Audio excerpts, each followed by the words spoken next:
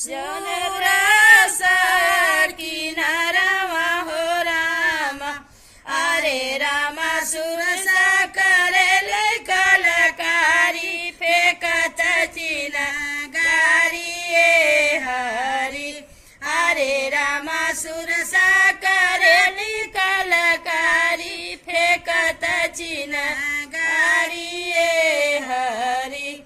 अरे रामा लंका चलत हनुमान फेंकत चिनगारी हरि।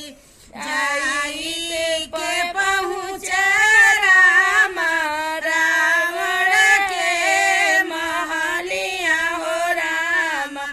रावण के महलिया हो राम।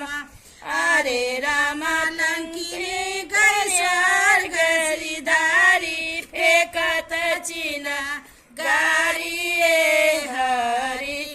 अरे रामा लंकिनी स्वर्ग सिधारी फेंकत चिनगारी हरि। अरे रामा लंका चलत हनुमान फेंकत चिनगारी हरि। जाई के पहुँच राम विभीषण के महलिया हो राम।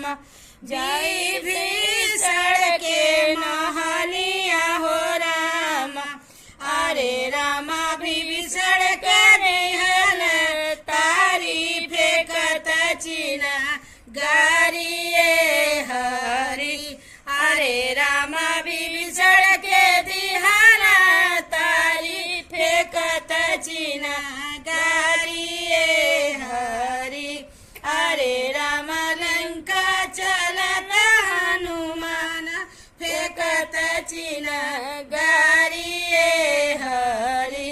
जाई के पहुँच राम अशोक वाटिका में हो राम। अशोक वाटिका में हो राम। अरे रामा मुंदरी ने दिहल गिराई फेंकत चिनगारी हरि। अरे रामा मुंदरी के दिहल गिराई फेंकत चिनगारी हरि। अरे रामा सीता बैठती मन मारी फेंकत चिनगारी